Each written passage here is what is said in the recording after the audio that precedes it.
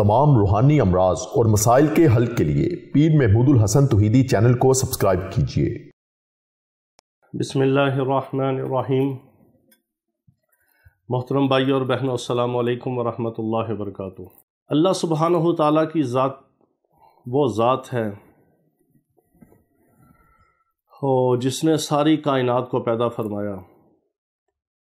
کتنی زمینیں ہیں، کتنے آسمان ہیں، کتنی کہکشائیں ہیں، کتنی گلیکسیز ہیں، اور اللہ رب العزت کی کتنی لامحدود کائناتیں ہیں جس کو اللہ رب العزت کی ذات کے علاوہ کوئی نہیں جانتا، کوئی اس کا تصور بھی نہیں کر سکتا۔ سائنس آج اتنی ترقی کے باوجود بھی اللہ کی کائنات کے کسی ایک حصے کو بھی مکمل طور پر نہیں دیکھ سکی۔ تو اللہ رب العزت کی جو ذات ہے، جس طرح وہ لامحدود ذات ہے، اسی طرح وہ کرنے میں بھی کسی کی محتاج نہیں۔ اللہ کے حکم کے بغیر ایک پتا بھی نہیں ہل سکتا، ہر چیز اللہ کے حکم کی محتاج ہے۔ اسی طرح اللہ رب العزت کی ذات جو ہے وہ ہر چیز پر قادر ہے۔ ان اللہ علی کل شیء قدیر، بے شک اللہ وہ ہے جو ہر چیز پر قادر ہے۔ قادر وہ ذات ہوتی ہے جو اپنے کرنے میں، اپنی قدرت میں، اپنی طاقت میں کسی کی محتاج نہ ہو اور بے نیاز ہو، اور اس جیسی طاقت، قدرت اور استطاعت کسی کے پاس نہ ہو۔ وہ ہر چیز پر قادر ہے، وہ عدم سے وجود بخشنے پہ قادر ہے۔ ایک چیز کا وجود نہیں، اس کے لیے اس کو را مٹیریل کی بھی ضرورت نہیں، وہ اس کا بھی محتاج نہیں۔ اس کے ارادے کا نام وجود ہے، وہ اگر کسی چیز کا ارادہ کرتا ہے تو اس چیز کو وجود مل جاتا ہے۔ تو اللہ رب العزت کی ذات جو ہر چیز پر قادر ہے اور اپنے کرنے میں کسی کی محتاج نہیں،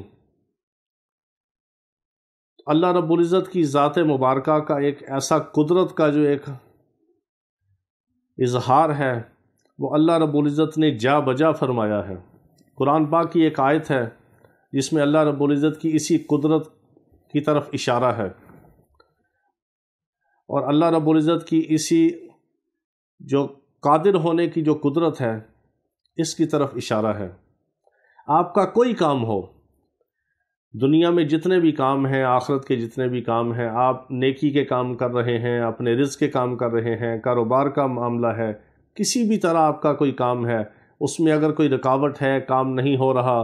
یا آپ کا کوئی کام رکا ہوا ہے، یا آپ کر نہیں پا رہے، یا آپ اس کو کرنا چاہتے ہیں مگر اس میں بہت ساری رکاوٹیں ہیں، کسی بھی مسئلے کے لیے، دنیا اور آخرت کی کوئی بھی حاجت ہو، کوئی بھی ضرورت ہو، کوئی بھی کام ہو، کوئی بھی مسئلہ ہو، کوئی بھی کسی قسم کی رکاوٹ ہو، کوئی ایسی ضرورت ہو، رزق کا معاملہ ہو، یا کسی بھی نعمت کا سوال ہو، تو آپ اللہ رب العزت کی قدرت کاملہ کی اس آیت کو پڑھ کے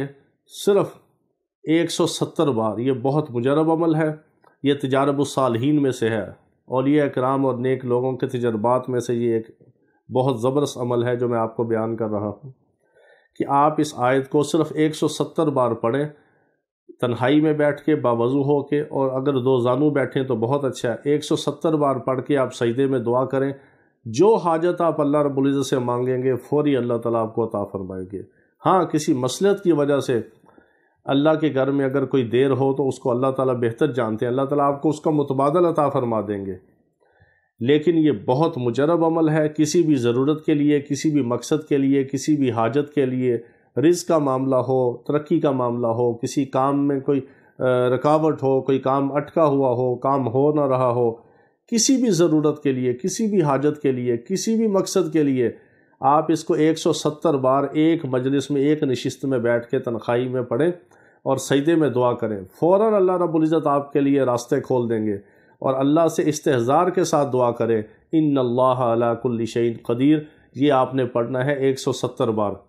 ان اللہ علی کل شیء قدیر صرف 170 بار پڑھنا ہے۔ اول آخر آپ برکت کے لیے درود ابراہیمی 3 بار، 7 بار، 11 بار،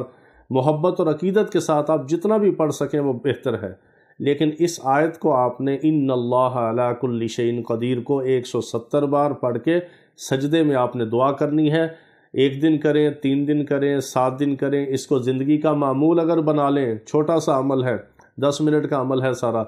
دعا کرنا اور پڑھنا اور سارا 8-10 منٹ کا عمل ہے، اگر آپ اس کو زندگی کا معمول بنا لیں، آپ کا کوئی کام رکے گا نہیں، کوئی کام پھنسے گا نہیں، کوئی آپ کی حاجت باقی نہیں رہے گی جو اللہ تعالیٰ اپنی قدرت سے پوری نہیں فرما دیں گے۔ ان اللہ علی کل شیء قدیر، اللہ وہ ذات ہے جو ہر چیز پر قادر ہے اور قدرت کاملہ رکھتی ہے، اور ہر کام بنانے میں، رزق دینے میں، عزت دینے میں، خیر و برکت دینے میں اللہ کی وہ ذات ہے جو ہر چیز پر قادر ہے۔ یقین کے ساتھ اس کو پڑھیں، بہت مجرب عمل ہے جو ہم آپ کے سامنے یہ بیان کر رہے ہیں، اور اس کو مسلمانوں تک پہنچائیے، آگے پھیلائیے، صدقہ جاریہ میں ہمارے ساتھ شریک ہوں، تاکہ دوسرے مسلمان بھی اللہ کی ذات کے اوپر توکل اور بھروسہ رکھیں اور در در پہ بھٹکنے سے بچ جائیں۔ وآخر دعوانا ان الحمد للہ رب العالمین۔